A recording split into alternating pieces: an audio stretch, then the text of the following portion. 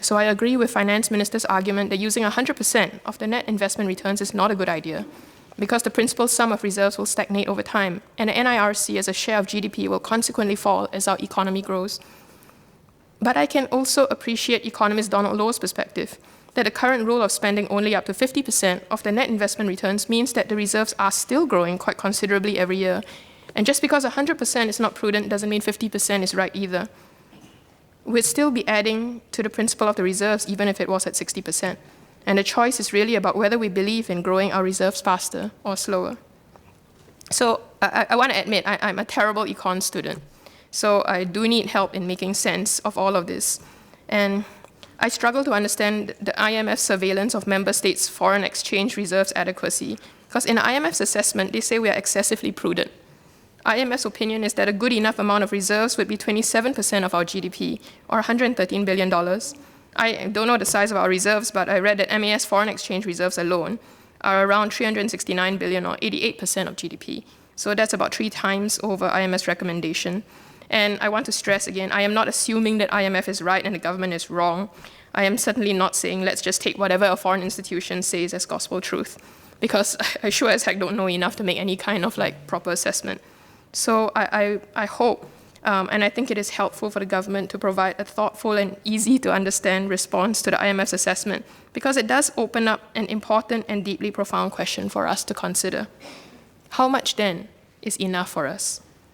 What is this final number we need in our reserves that will make us feel complete and secure? And who would we be prepared to re-examine that number for? Ms. Kuik Shiao-Yin raised the IMF's general guidance on reserves adequacy. IMF's guidance is meant to specifically address capital flight risk, which is a risk that the Singapore dollar deposit holders will switch out to foreign currency because there's a loss of confidence in our currency. That is but one of many scenarios which our reserves have to deal with. So the examples I gave of the last century and all the major events and its potential impact should serve as a very important reminder about the role of our reserves.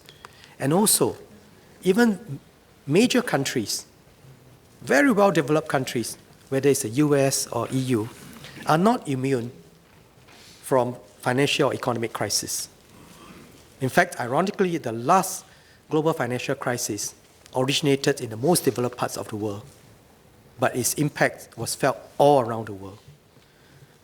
So however much that Singapore developed, however much the world developed, we must be cognizant and we must be prepared to deal with unforeseen events, to deal with crises which can have very significant impacts on Singapore and around the world. So we need to be prepared to go for crises that go beyond just a currency crisis. More importantly, we must have the humility to recognize that we can never predict what will happen in our lifetime, much less our children's lifetime or their children's lifetime. So what we must do is to give them the best chance of a better life, whichever way the winds of change may blow. What we have inherited from the past, we also owe it to the future. That is our moral obligation.